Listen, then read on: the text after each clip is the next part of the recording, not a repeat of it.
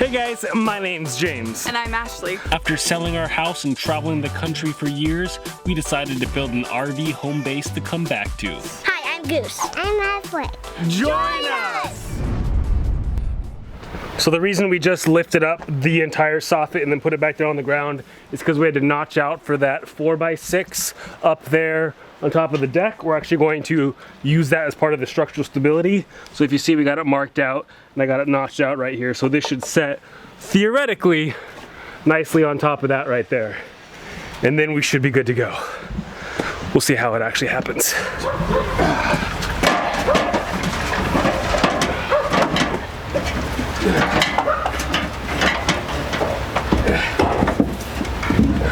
Up your way a little bit. There you go. Boom. Come on. Okay, take two. Actually, this is probably like take three. We've re-notched it, remeasured it. Nothing ever goes according to plan.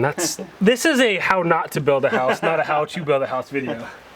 All right, you want to do the same thing? Were you okay there? Yeah, that's the tricky You have part. the screw gun up there though, so once you're up into place, you'll have to then tack it in.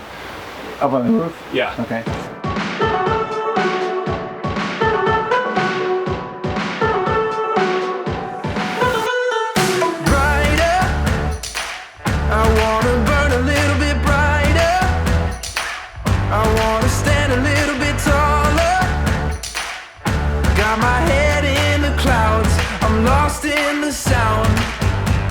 I won't look back, no, I'll stare down the sun. Gonna stand my ground till the good days come.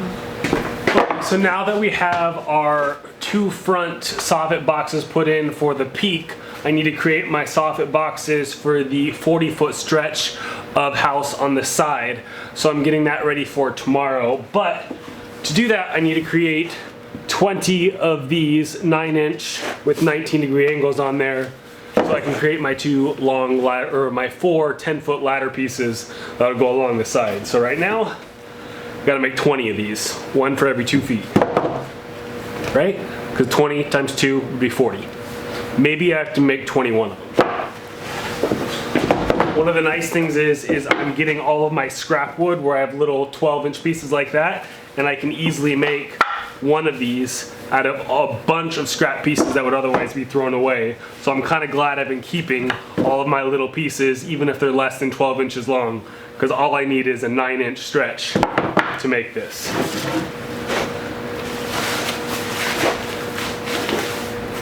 Hey Siri, play AJR radio.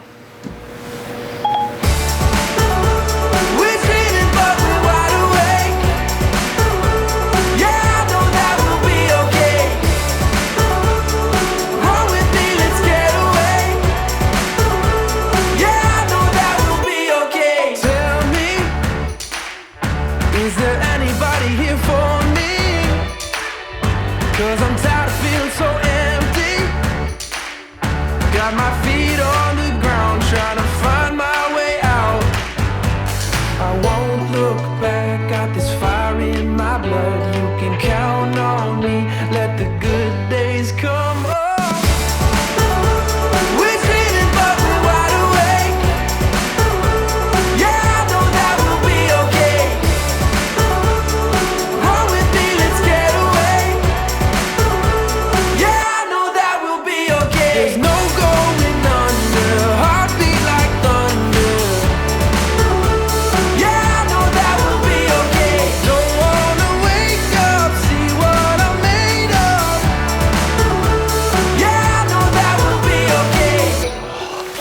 Good morning, guys. It is a beautiful sunny day, and the reason I say that is because we have not had a sunny day in weeks, maybe a month. Like, we've had the wettest weather up here. I knew this environment was going to be damp and moist, but it's way more than we were expecting. Anyways, it feels so good to have sunshine. Literally, I've got the dog tied up outside so she can enjoy the weather.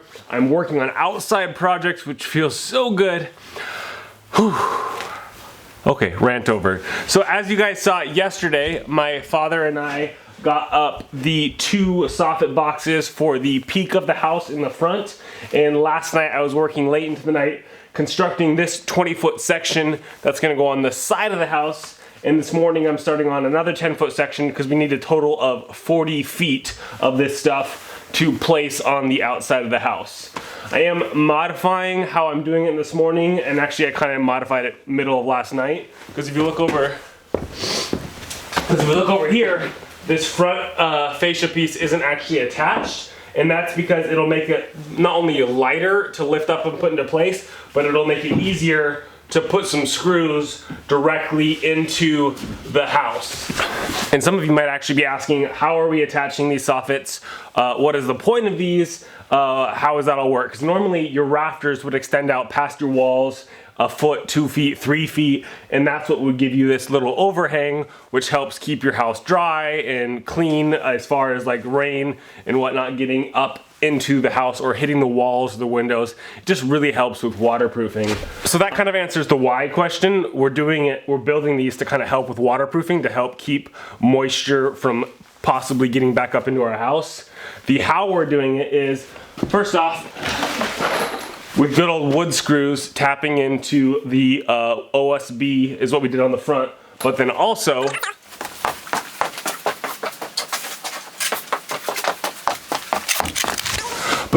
I'm using these giant 14 gauge multi-purpose construction screws, which are made for going through sheet metal, wood, drywall, all sorts of stuff. These things are freaking huge. They're probably twice as thick as your normal screw. I'm gonna be putting these every 1 to 2 feet to anchor it into the actual steel of the steel frame of this building. So once these things are up, I'll pre-drill, put these in, and they shouldn't be going anywhere. We should be more than good to go. Plus, we're also going to be using our 2.5-inch wood screws to screw in the top from the OSB, to screw in the sides. So they should be more than sturdy. Plus, I purposely only made them a 12-inch overhang, so there's way less weight than if I was doing 24 or 36 inches. So we should be good to go. Also, in addition to keeping the moisture out, it just really helps it feel more like a home, feel more like a house, as opposed to just a shop building. Having that overhang, having the, you know, the 2x6s on the outside, it just feels more like a home.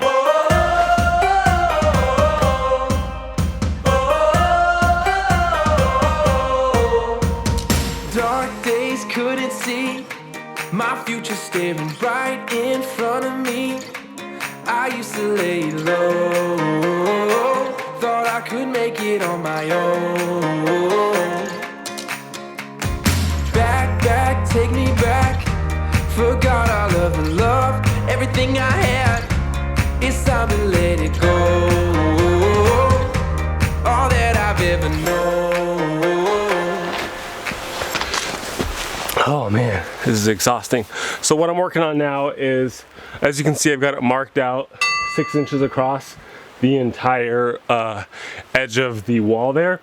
I've actually got it notched out where I use the grinder to cut all of the bevels, because those are much harder to cut with the tin snips. And the reason I'm having to remove that top 6 inches of the siding is because that's where our soffit's gonna go, and the soffit needs to butt up flush against the steel beam that is behind that siding, because otherwise it would be sandwiching the siding between the seam. And then two things: one, you'd never be able to change your siding or modify it, and two, probably more important, the 2x6 would be pushed up against that bevel, so over time that bevel could compress or bend, and then it would start sagging our overhang. So I want it to be flush against that beam so it keeps tight instead of bending and sagging like that.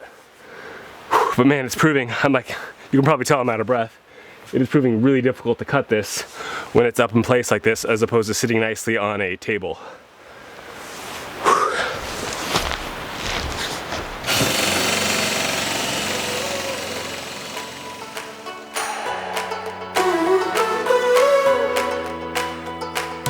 All in my head, trying my best, didn't know what I wanted.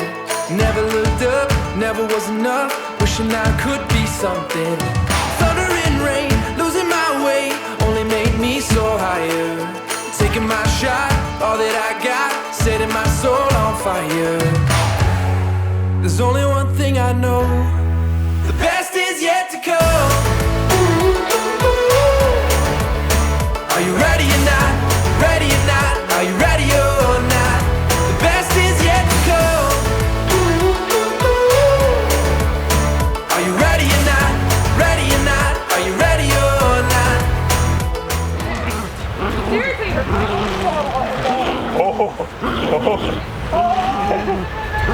Oh, you got it. Good dog, Lizzie. Steffi's like, whatever. Come on, Lizzie. Come on. The best is yet to come. Are you ready or not? Ready or not? Are you ready or not? The best is yet to come. Are you ready or not? Ready or not? Are you ready or not? Wake up now. Wake up. We can get this started. We can get this started. Wake up now. Wake up. We can get this started. We can get this started. What is going on with it? Why am I getting the open? You did it. All right, jump on that one now. Show him who's boss. Are you our trash compactor? What? Are you our trash compactor? Sure. He's the #1 trash compactor. That's why I got boots on. And some jeans freshly from the dirty clothes. I knew there was a reason we had kids, right? Put them to work. Actually, the funny thing is I totally remember my dad having me be the trash compactor as a kid, jumping on the trash can, and she does the same thing for me now. Do you remember that? I remember that.